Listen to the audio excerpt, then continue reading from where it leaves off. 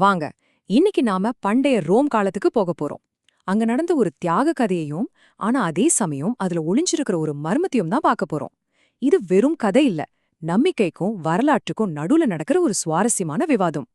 யோசிச்சு பாருங்க, ரொம்ப வருஷமா நம்ம நம்பிட்டு வர்ற ஒரு கதை திடீர்னு வரலாற்று ஆதாரங்களோட மோதும்போது என்ன ஆகும்? நாம எதை நம்பணும், எது உண்மை?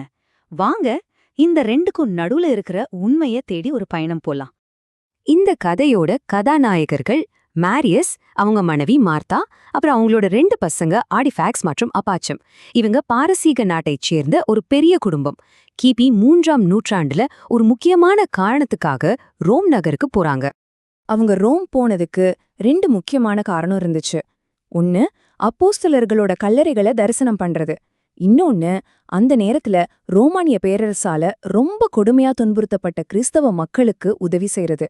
ஆனா அரசாங்கத்தை பொறுத்தவரை இது ஒரு பெரிய தேச துரோக குற்றம். எவ்வளவு ஆபத்தான ஒரு காலகட்டம் அதுன்னு நீங்களே பாருங்க. சரி, ரோம் போன இந்த குடும்பம் அங்க என்ன செஞ்சாங்கன்னு பார்க்கலாமா? அவங்க செஞ்ச ஒவ்வொரு வேலையும் அவங்க உயிருக்கே ஆபத்துன்னு தெரிஞ்சும் ரொம்ப தைரியமா செஞ்சிருக்காங்க. கொஞ்சம் கற்பனை செஞ்சு பாருங்க. ஒவ்வொரு ராத்திரியும் யாருக்கும் தெரியாம கொல்லப்பட்ட கிறிஸ்தவர்களோட உடல்களை எடுத்துட்டு போய் அவங்களுக்கு முறையான இறுதிச் சடங்குகளை செஞ்சிருக்காங்க. இது சாதாரண விஷயம் இல்ல, பிடிபட்டா மரண தண்டனை நிச்சயம். அவங்களோட விசுவாசத்துக்கும் தைரியத்துக்கும் இது ஒரு பெரிய சாட்சி. இப்படி போயிட்டு இருந்தப்போதான் கதை ஒரு முக்கியமான திருப்பத்துக்கு வருது. இவங்க கிறிஸ்தவர்கள்னு வெளிப்படையா தெரிஞ்சதால அதிகாரிகளோட கண்ணுல பட்டுட்டாங்க. கடைசியில அவங்க கைது செய்யப்பட்டாங்க. அது ஒரு கொடூரமான முடிவுக்கு அவங்கள கூட்டிட்டு போச்சு. அவங்கள மியூசியானஸ்ங்கிற நீதிபதி முன்னாடி கொண்டு வந்து நிறுத்துறாங்க. உங்க நம்பிக்கைய விட்டுடுங்க, இல்லனா விளைவுகள் மோசமா இருக்கும்னு மிரட்டுறாரு. ஆனா அவங்க அசரவே இல்ல.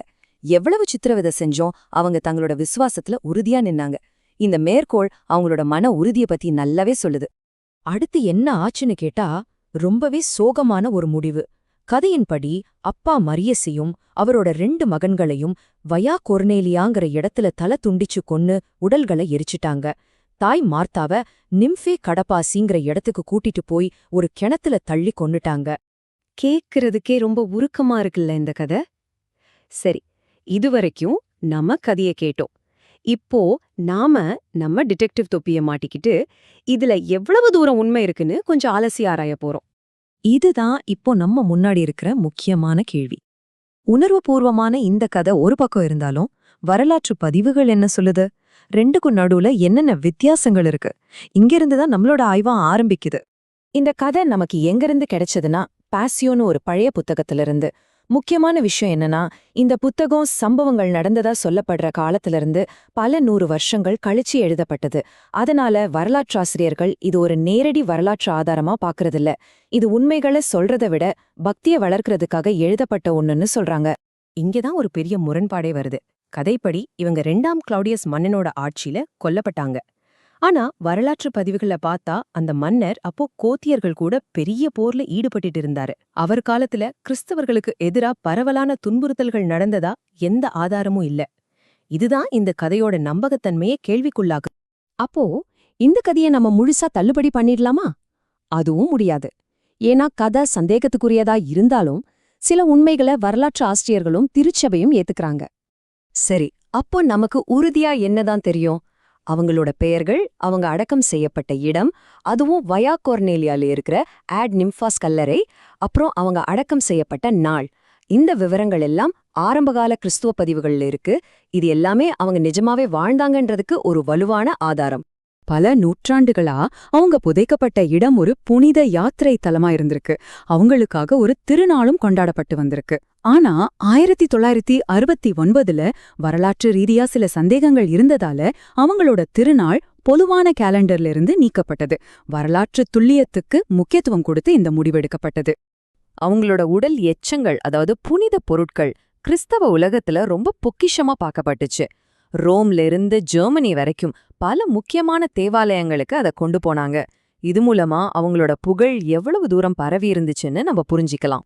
சரி, இவ்ளோ வரலாற்று சந்தேகங்கள் இருந்தும் இந்த கதை ஏன் இன்னைக்கும் நிலைச்சு நிக்குது? ஒரு கதை எப்படி இத்தனை நூற்றாண்டுகளை தாண்டி மக்கள் மனசுல வாழுது? அத பத்தி இப்ப யோசிக்கலாம். ஏன்னா அதோட வரலாற்று துல்லியத்தை தாண்டி இந்த கதை ஒரு முக்கியமான செய்தியை சொல்லுது. நம்பிக்கைனா என்ன, ஒரு குடும்பம் எப்படி ஒற்றுமையா இருக்கணும், கஷ்டமான நேரத்துல எவ்வளவு தைரியமா இருக்கணும்னு இது காட்டுது. இந்த செய்திதான் பல நூற்றாண்டுகளா லட்சக்கணக்கான மக்களுக்கு ஒரு பெரிய உத்வேகமா இருந்திருக்கு. அப்போ மரியஸ் மற்றும் அவரோட குடும்பத்தோட கதை நமக்கு என்ன சொல்லிக் கொடுக்குது? ஒரு கதைக்கு எது முக்கியம்? அதுல இருக்கிற ஒவ்வொரு விஷயமும் 100% உண்மையா இருக்கணுமா? இல்ல அது நமக்கு கொடுக்கிற நம்பிக்கையும் உத்வேகமும் அது சொல்ல வர செய்தியும் தான் முக்கியமா? இத பத்தி நீங்க என்ன நினைக்கிறீங்கன்னு யோசிச்சு பாருங்க.